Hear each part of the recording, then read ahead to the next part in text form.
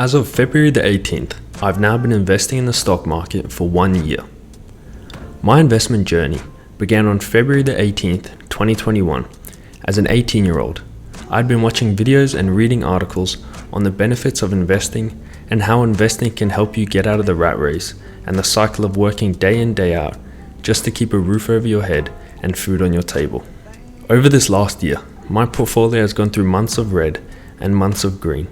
I've seen the ups and downs of the market and learnt a lot of lessons about both the market and myself as an investor. I began investing for a few reasons. The first was to find a way to make money around the clock. We only have 24 hours in a day, and if I am just relying on the 8 hours each day I'm working to bring in income and I'm trading those hours for money, I will always be working to live. Seeing my family work long and hard hours, starting their own businesses, and us immigrating for a better opportunity made me appreciate what money means and all the doors it can open.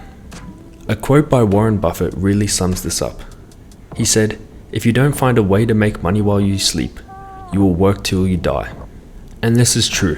If you can make money around the clock, you are not just relying on your hourly rate.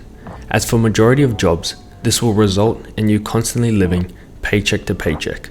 I understand the importance and benefits of working a quote-unquote normal job where you trade your time for money.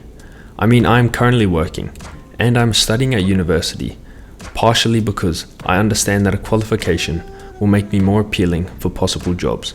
Having a stable income from a job is great, and I recommend anyone who's looking at investing and all the different types of way to make money to take the first true step, and that is getting a job.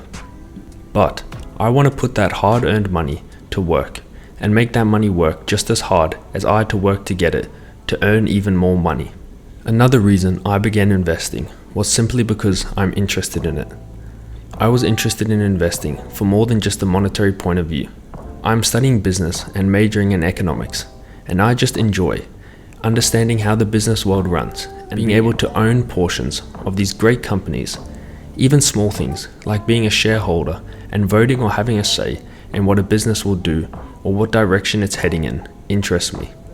I understand that investing would not be some get-rich-quick scheme, and that building a reasonably sized portfolio in anything such as stocks or real estate will take an extended period of time, and the course of my first year has definitely enforced that.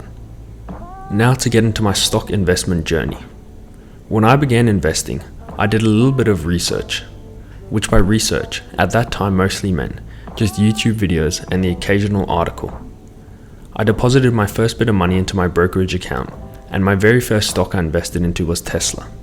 My investment into Tesla taught me a lot of lessons, but more on that later. I then purchased some AT&T and Coca-Cola. You can tell I had read or watched something on dividend investing when I made those two investments. And the final purchase I made in the beginning that I want to highlight is my investment into Apple. And to this day, I still own those very shares. Overall, my portfolio had no direction. It had no balance and wasn't at all diversified. It took me 4 months to finally begin learning properly and investing into ETFs when I put my money into VOO, which is Vanguard's 500 Index Fund, which basically tracks the top 500 companies in the US based on market cap. The longer the portfolio was open, the more and more money I consistently deposited in, which is something I'm proud of myself for, even through the early months where my portfolio didn't see any green. When I started this account, I was living at home, which allowed me to save a large percentage of my income. Granted, it was truly not much. I also saved up a little bit and had good spending habits. I really never spent excess money and did spend on experiences such as short trips away and events. I think this is good sometimes. I know I can get too focused on just saving money or investing it, and that is very important. But also using some of your money to enjoy yourself within reason is a good thing. I'm all for striving to put your future self in the best position possible, but you mustn't neglect your current self. That can lead to problems such as burnout, which comes with issues such as loss of motivation, toxic productivity, and an overall negative toll on your physical and your mental health. Now back to my first ever purchase and how that investment taught me so many lessons. When I purchased Tesla stock, it was priced at around $781 a share. When you look at the charts, It was just after the stock had seen a rapid rise and destroyed all-time highs. The stock's price had fallen, and without even doing any research to why the price had dropped, or even a quick look into Tesla's fundamentals, I took the gamble and made my first ever purchase.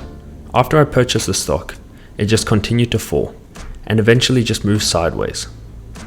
There were some days of ups and downs, but my position in Tesla was deep in the red for months and months. But I held. Not only did I hold, I continued to purchase in, and I kept investing and dollar cost averaging my way down. From the original $781 I bought it for, all the way down to the mid-low 600s range. Till eventually I started to see some green. I'm no genius investor. Hell, I could have just put that money into the S&P and made some good returns over that period without the stress.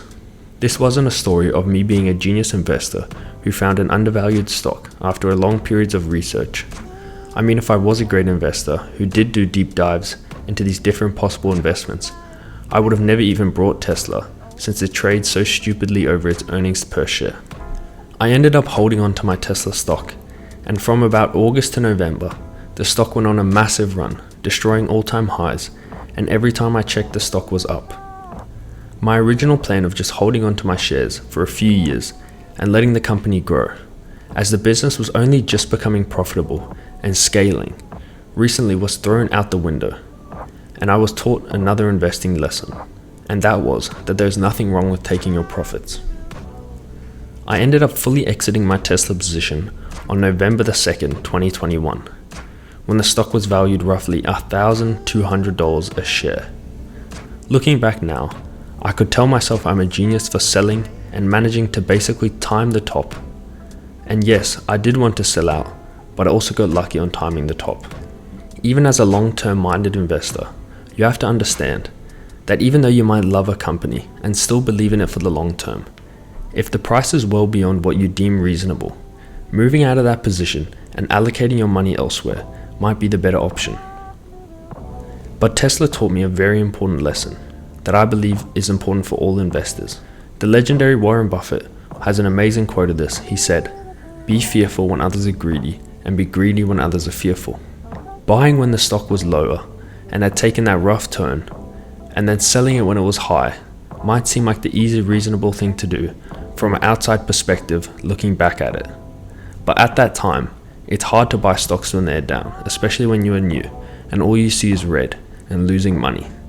And then it's hard to sell when everything is green and all you see is yourself making money. Another lesson my Tesla position taught me was that I didn't make the money when I sold Tesla on November the 2nd. I made it in the months where I held, and I added to my position and believed in the stock and the company and the narrative. You don't tend to make money when you sell directly, unless you are a trader. The time when you make your money is when you hold your positions for an extended period of time, through the ups and downs, through the earnings calls, through the news and media reporting on it, and the so-called experts giving their 2 cents of advice. After a year of investing, I also learned the importance of holding yourself accountable. During my first year, and I know many others will face the temptations to stop or second guess why you are doing this and why you are setting aside so much of your income, and the fear of pulling money that could be nice and stable and safe in your bank account and putting it at the risks of the stock market, which is normally portrayed as only for the super rich and the wealthy on Wall Street. Holding myself accountable is the main reason I was able to reach my goal of investing over $10,000 before 2021 ended. I made sure that a specific portion of my income was always directed towards my investment account to ensure I was tracking on pace to hit my goal. To invest $10,000 in the span of a year, you need to invest $192 a week over 52 weeks, and you will hit that mark. But since I started in February, it meant I had to put in a little bit extra. It worked out roughly $217 per week. For months it seemed like the goal was just so far away, and all these small deposits weren't truly adding up. But slowly, week by week, the snowball effect happens, and you start seeing that the number is growing and growing. And at the end, when I hit the goal, I was very pleased with myself, because you cannot control the market, whether it goes up or down, but you can control your habits, and holding yourself accountable to make those deposits and hit that goal you had set nearly a year back. Another place you should hold yourself accountable is in terms of the stocks you purchase. A lesson I learned was not to buy the hype. I learned this lesson the hard way. You open YouTube or any social media and you see content telling you to buy this stock or put your money here. But in truth, you need to look through these things and see them for what they truly are. Majority of the time, they are scams or pump and dumps that are just influencers or self-claimed gurus looking for our hard-working people to spend their money just for them to pull the rug or sell out when things are good and leave the poor people who were easily fooled stuck with money lost and a negative outlook on investing. Please ensure that you are doing your own research so that if a stock falls, you have the confidence in it and understand what you are investing in. If not, you will more than likely fall into the trap of buying high and selling low. You can listen to others, and I believe hearing what other people are saying about companies can be a good thing to get another perspective. But listening to others for ideas is good, but make sure you always do your own research. Overall, my first year of investing was full of ups and downs, and I plan on continuing my journey and growing my portfolio, whether that's through local or international stocks and shares, angel investments, or hopefully one day purchasing my own piece of real estate. But to summarize the main points and lessons I learned after a year of investing, it would be: 1. Be consistent. Make sure you are budgeting and holding yourself accountable to ensure you are hitting your investment goals. 2. Do your own research and invest in positions you feel comfortable in. Don't just buy the hype and end up buying high and selling things low. 3. Enjoy the journey. There will be lots of ups and downs, especially the first year, since you are new and you are still facing the bulk of the learning curve. Hopefully you enjoyed this video and it gave you some insight into my first year of investing. Leave your thoughts in the comments and like and subscribe for more business and investing related content.